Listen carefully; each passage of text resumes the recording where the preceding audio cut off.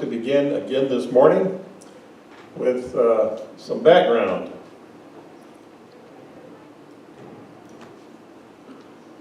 That sound familiar? So is this.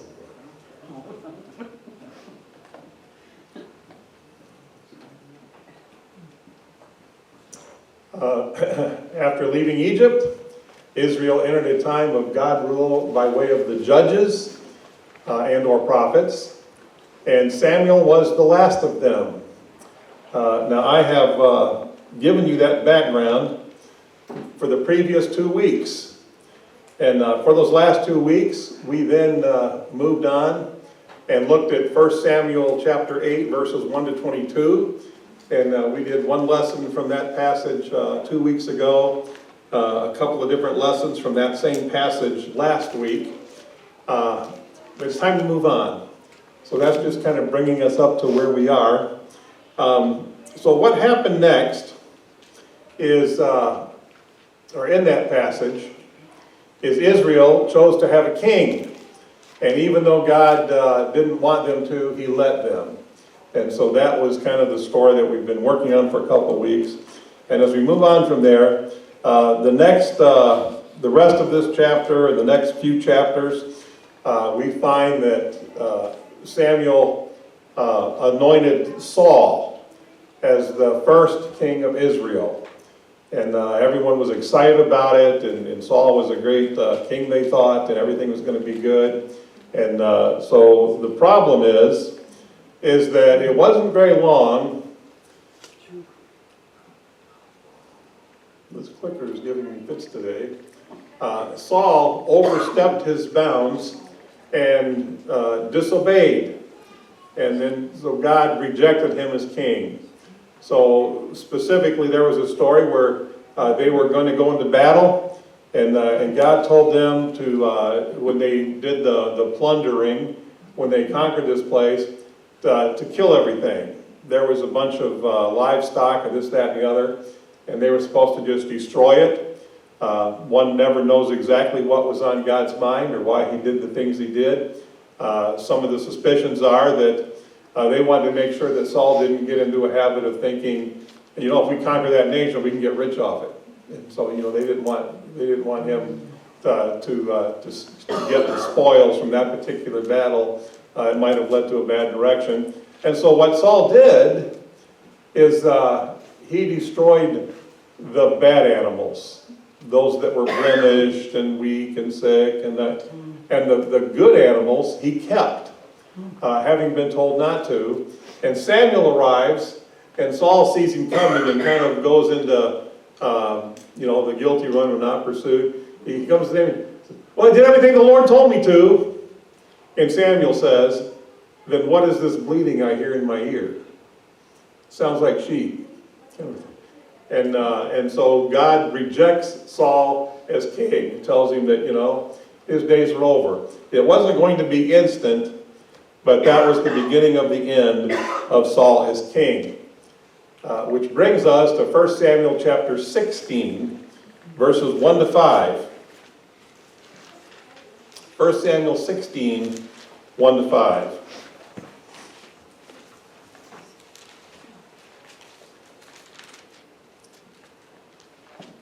Page 226 if you're using one of our worship Bibles.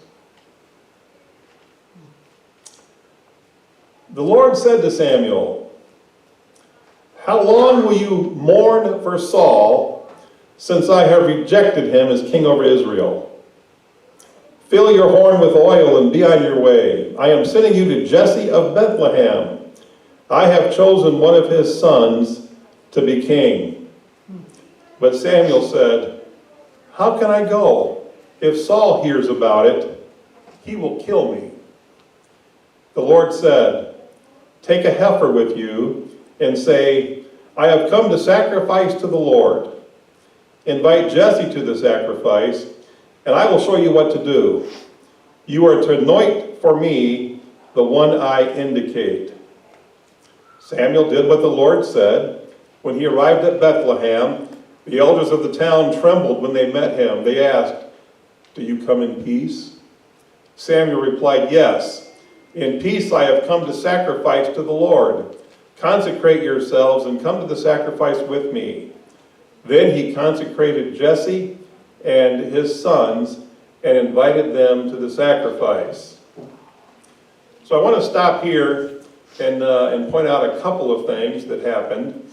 And one of those is that Samuel began this story by being obedient, even though. Sometimes I think it's easy to be obedient when there isn't any even those, but when there are even those, it becomes more difficult. In this particular case, there was a risk. And that risk, of course, was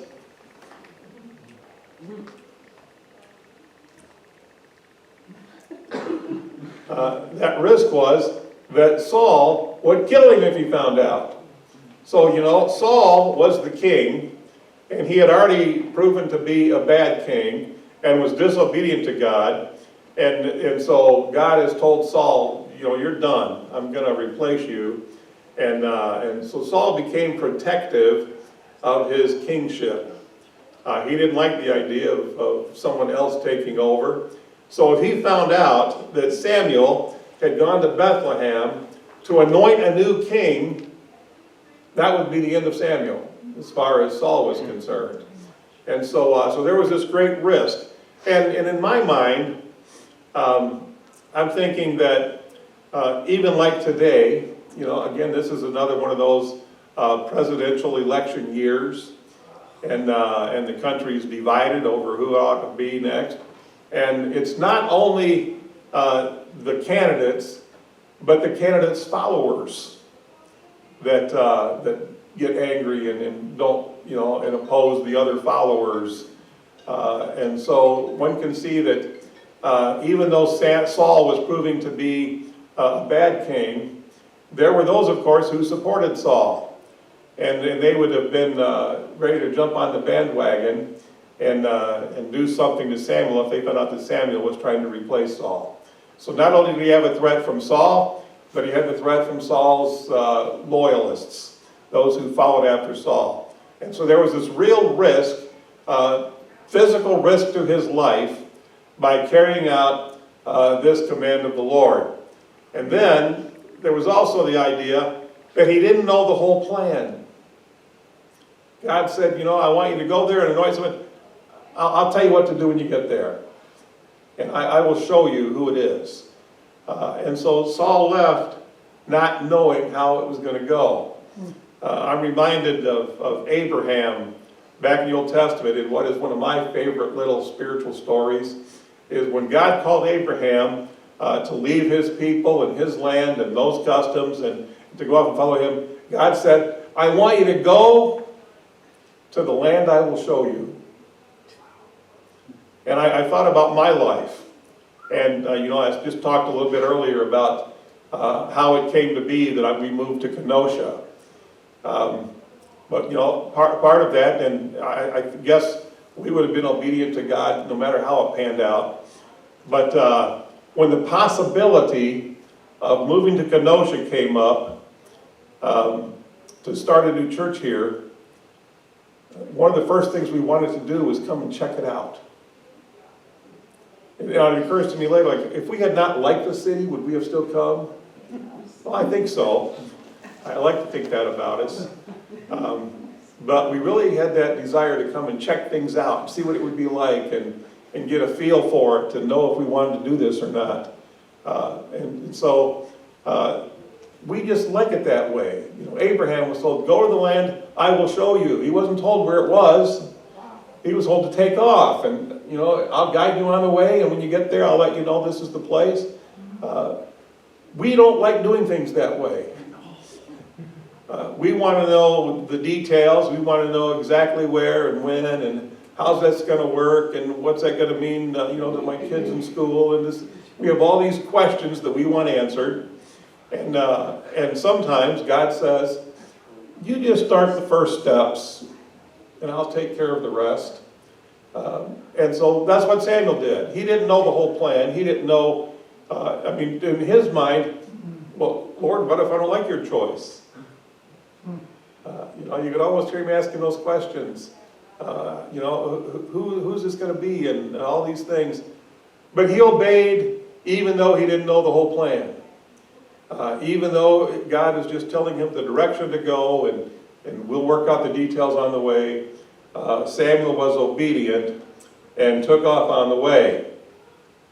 And I think that's relevant today because as we follow Christ in this day and age, as American Christians, the truth is there are risks even today.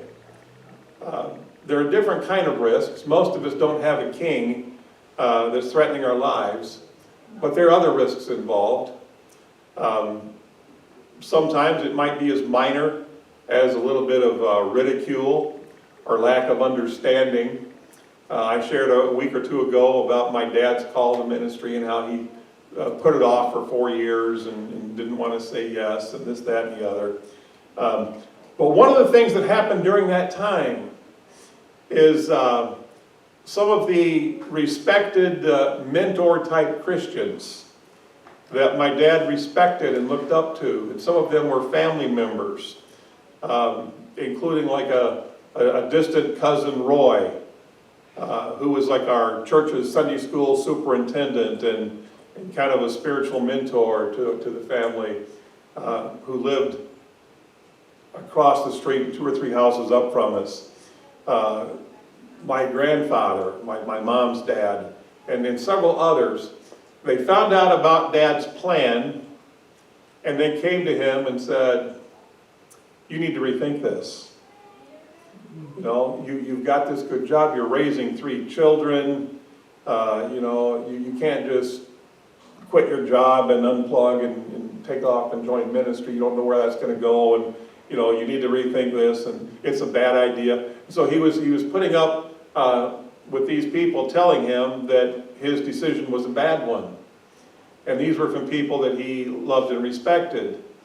And so the risk, of course, was that he would fall out of their good graces, that they wouldn't care for him like they used to, and all of the repercussions that come from going against what they're telling him. So that was one of his risks. I had an issue come up when I was a seminary student. I had what I believed to be an awesome job that was above and beyond what most of the seminary students had.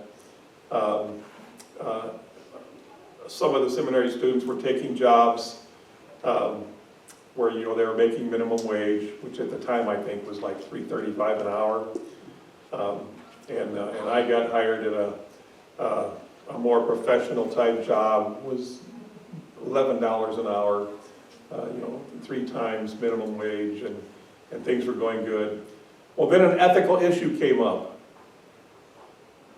and I was confronted with being obedient or not being obedient, and the risk was losing my job, and then if I could find another job, it'd probably pay minimum wage, and that risk didn't look like a good one to take. And there were people who thought it was a bad idea to quit that job. I could kind of, in their minds, work around the ethics, that sort of thing. So there was a risk involved. And it's the same way with you today. You might have to give up some security. You might have to give up some comfort. You might have to give up some convenience.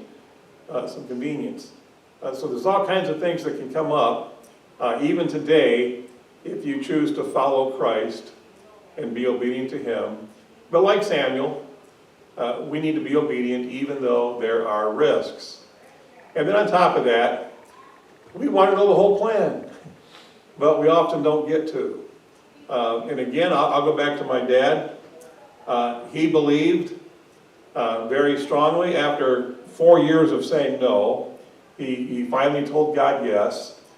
And then he went into procrastination mode. So in his mind, he was thinking, my youngest kid is about 10 years old now.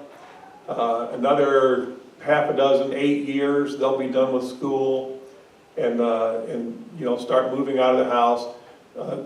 That'll be a good time to move and start the ministry. So I'll start taking some classes and preparing, and I'll do that until my kids are out of school. And one day, my dad was, in the meantime, let's fix up the house.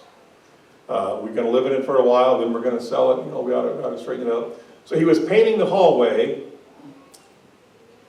and he said that he heard God's voice say, "Are you going to obey me or not?" Well, yeah, I'm going to, just not yet. God said, "Put your house up for sale." Okay, I'll do that. God said, "I mean now." Now? Well, my kids are still in school, and now. So he put the paint away, cleaned up, drove to the hardware store where he bought a for sale by owner sign, came home and put it in the front window of the house. Then he went to his second shift job. He got home from the second shift job, and there was a note on the dining room table, or the kitchen table, we had an eating kitchen, that said, "Call Ken Yocklin. He said to call no matter what time you get home." Well, that's weird. So Dad called Ken Yocklin, and Ken said, "What do you want for your house?" Dad named a price, and he said, "I'll take it. I'll be over tomorrow morning with the deposit." Wow. So we sold the house. Dad, of course, did not yet have a pastoral assignment. Didn't know where we were going to live. So he began looking around. We found a rental house that we rented by the month. Ended up being there almost a year before a district superintendent called my dad from the neighboring district. We were just a few miles from the district line where we lived. And after having no luck, no contacts on the district we were on, someone said, "You ought to get a hold of the other district superintendent." So he did. Got a call from the district superintendent and said, "I've got a church in need of a pastor. They've been without one for a while now.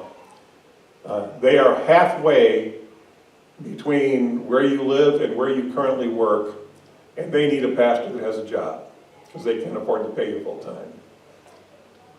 And so we moved halfway closer to Dad's job, and he took over the church and was able to continue to keep his job for General Motors while he began pastoring that church. So he was obedient and said yes to those things without knowing that's how it was going to pan out. But it panned out very well. And so that's the way it works. A little bit more of my heritage, the kind of stories I grew up with. Well, the next verse, chapter 16, verse 6.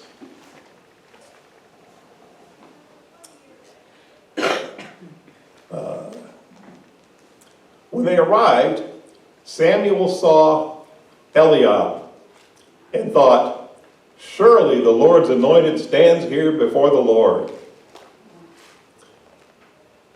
And I'm going to stop there. So Samuel sees the first of Jesse's sons. And apparently he was tall and handsome. And he just looked like the part. And as soon as Samuel saw him, he said, "Oh yeah, this is the guy. Surely this is the guy." So Samuel, like so many of us, was impressed by appearances and by first impressions. He looked into, didn't know anything about the guy. Didn't know what he was like, didn't know anything about his personality, didn't know where he was with his service to God and all of that. But because he looked the part, Samuel said, "Oh, this must be the guy. This is the guy." And so that's how Samuel operated. Because as awesome as Samuel was, he wasn't perfect. He was obedient to God, but he didn't know everything. And so, he was still guilty of making this first impression be so important, and assuming some things that God hadn't told him. Which brings us to the next verse, verse 7.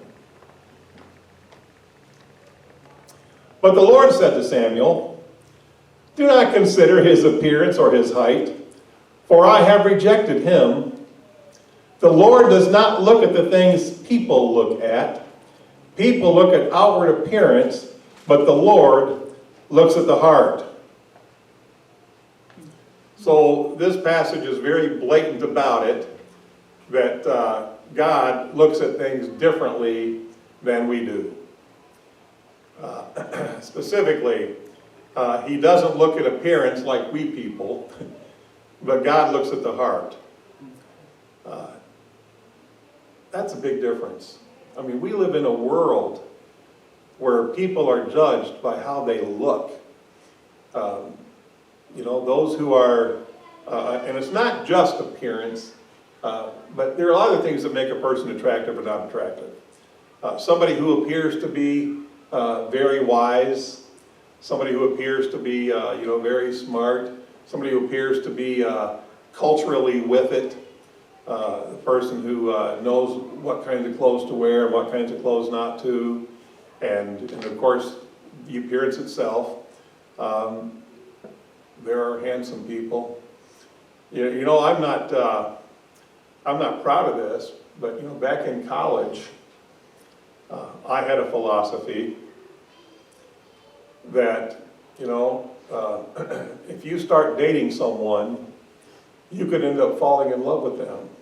If you fall in love with them, you could end up proposing and ended up getting married. And so you have to be careful with who you date. As and again, this was when I was immature. Robin's over there shaking her head. Yeah, no. My philosophy was, if you never date an ugly girl, you'll never marry one.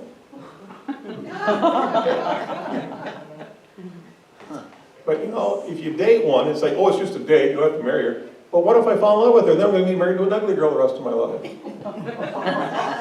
That was my logic back in 1979. But we judge people by their appearance. God doesn't. So I want to leave that for just a moment and kind of fill out the rest of the story so that you know. But then we're going to come back to this. The rest of the chapter, to summarize it, God said no to 7 sons of Jesse, one by one. First son came in, God said, nope, not this guy. Second son comes in, Samuel's like, oh yeah, it's this guy. Nope, not this guy. And he uses up all of the sons. And Samuel's like, well, Lord, you reject all of them. Is this all of them, Jesse? Jesse says, well, there's the younger one. He's out in the fields tending sheep. He doesn't matter. He's not important. Go get him. We'll wait. So they bring in the 7th son, David, whom Samuel was told by God to anoint as the next king. And so most of you are familiar with the idea that King David was one of the great kings of Israel. This is how it came about. David was the 8th son of Jesse, the young one, and God appointed him to be the king. So I want to go back now to verse 7. I said I want to focus on that. That idea that God looks at things differently, not appearances.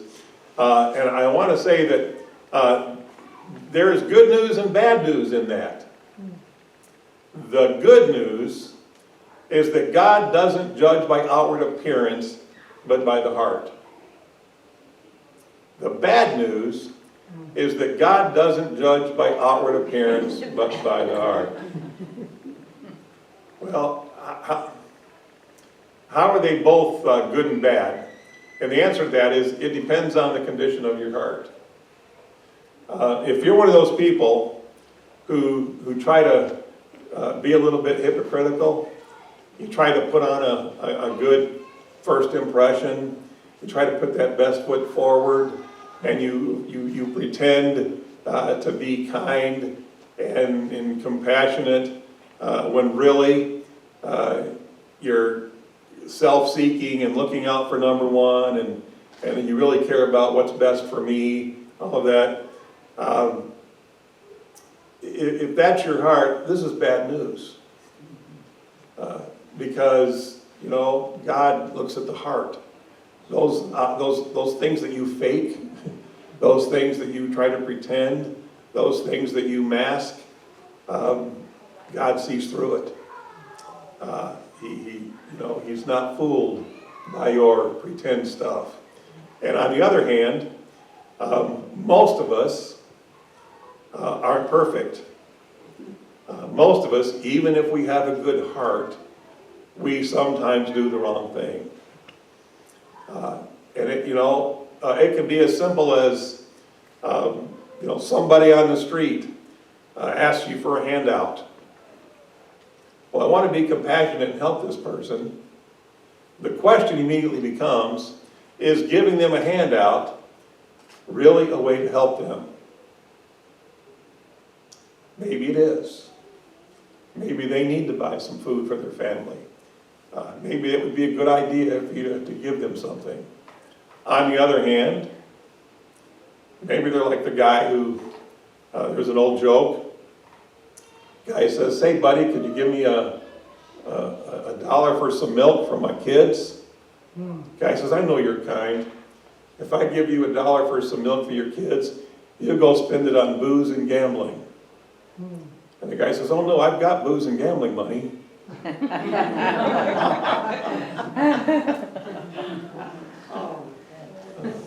That kind of person, it's probably not a good idea to give them a handout. So here's the thing, we don't always know what to do. I get asked from time to time, because I'm a pastor, I get phone calls, and there'll be people with stories of one kind or another, needing money for this or that and the other, And quite frankly, it's not obvious what to do. And sometimes you just have to kind of pray about it briefly. There's not a whole lot of time. And let God impress you. I'll hear a story, and I can't explain it, but I will feel like I need to give this guy $20. And sometimes I'll hear the story, and I'll need to tell the guy, "Sorry, can't help you today." And there's not a science to it, there's not always logic to it, but I have to trust that since I want to do the right thing, since my heart's in the right place, God's going to kind of direct me and lead me to make the right thing. And if I do the wrong thing, I don't feel guilt about it. I did, Lord, what I thought you wanted me to do. And so God is looking at the heart. So if you have imperfect actions, the good news is that God's looking at your heart, not your imperfect actions. Of course, if you're in the other boat, so whether you have a good heart or a bad heart, it's good news or bad news. There's an old saying, you can fool some of the people all of the time and all the people some of the time, but you can't fool all the people all the time. And I would extend that to say you can't fool God ever. You might get away with it with some of your family members and some of the church members, and you can pretend to be someone you're not, and you can fool everyone sometimes, and you can fool some of the people some of the time, all the time. But you can't fool everyone all the time, and you will never fool God. God will always be able to look at the heart and know what's really in there. In fact, there's a passage in the New Testament. Some people came to Jesus asking a question, and Jesus, knowing their hearts, knew that this was a trick question. They weren't really seeking information. They wanted to trap him somehow. Because Jesus knew what was in the hearts of man. You can't fool God. Remember verse 7. In that verse, we are told, do not consider his appearance. That Samuel was told that. I think that applies to us too. Not only does God not look at appearances, but he looks at the heart. we are called to look, to not consider people's appearances. We shouldn't judge that way. Now, it is true that we are disadvantaged compared to God because we can't know always what's in a person's heart. God knows, He can see, He can tell. We don't get to do that.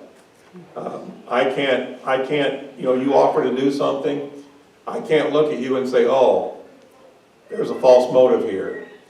He's not doing this because he wants to help, he's doing this because, he wants me to feel better about him, so I'll nominate him for this other position, and there's bad motives. We can't always tell. But here's what we can do. The actual command to Samuel was, don't look at outward appearances. We can be careful to not be overly influenced by appearances. It's our instinct to make that a deciding factor. But God says that shouldn't be deciding factors. And it's a two-way street. It works in both directions. Number one, we shouldn't favor attractive people. If someone is applying for a position or a job, and they just seem like a cool person, and they look nice, and they seem to have it together, and this kind of thing, we shouldn't just say, oh yeah, they're the guy. Or maybe a couple different people bid on a job at your house. Well, this guy seems like a sharper guy. He seemed nice. I'm going to take that guy. Don't let, whether or not the person is attractive or not just physically, but in other ways, don't let that be the deciding factor. There are other things to consider. And then by the same token, the opposite is don't discriminate against people who are unattractive. This person's, ugly.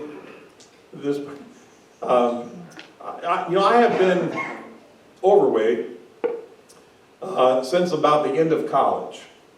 I was a college athlete. In mid-college, I was in very good shape. By the end of college, that was changing, and it's been that way ever since. So that's most of my life. And one of the things I've learned is that you are often judged by your appearance. I've read studies about it. People will automatically make assumptions about you. If you're a fat guy, you must also be kind of stupid. And they just make those kinds of deductions and think that kind of way about people. It's just one of the ways that earth people are. But we're told not to be that way. Don't judge people by their outward appearance. What's important is their heart. And since you can't see their heart, you can at least make sure that you're not being swayed by how the person looks or how the person seems, how the person appears. That's not what's important. It's the heart. So, a quick review of all the lessons we've learned today. Number one, you need to obey God even if there's a risk. Even if it's not going to be easy, even if there's some hard things, if there's risks involved, if it's going to be dangerous, obey God anyway. You need to just trust Him. Secondly, obey even if you don't know the whole story.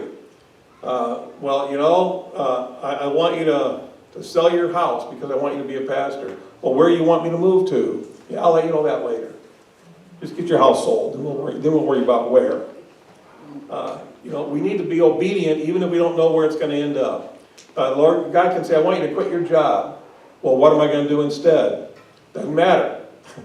You quit your job, then we'll get you a new job. But I need to know where I'm going next before I quit my job. Well, not if God's the one telling you to quit your job. I'm not telling you to go quit your job on a whim. Don't be presumptuous because you want to quit, But if God's the one telling you to quit your job, then quit your job. Even if you don't know what's coming next.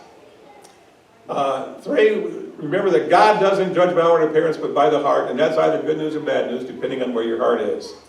If your heart's in a good place, thank God that he looks at the heart instead of your performance always. And if your heart's in a bad place, it's time to get straightened out and pray about it, because you're not fooling God. You're probably fooling me. You might fool anybody else, but you're not fooling God. 4, don't favor the attractive. Don't become prejudicial towards, don't show favoritism towards those who seem to, in fact, James talks about the rich in this context. So, if you're at church and a rich guy comes in, don't fuss over him and give him the best seat in the house and do all this because he's rich. Don't do it. Don't give him special treatment. We need to be the same. And then also, don't discriminate against people because they're not attractive. If they seem poor, if they're not good looking, if they dress shabbily, if they don't have a good car, don't judge people based on those kinds of external things. The important thing is their heart. Let's pray.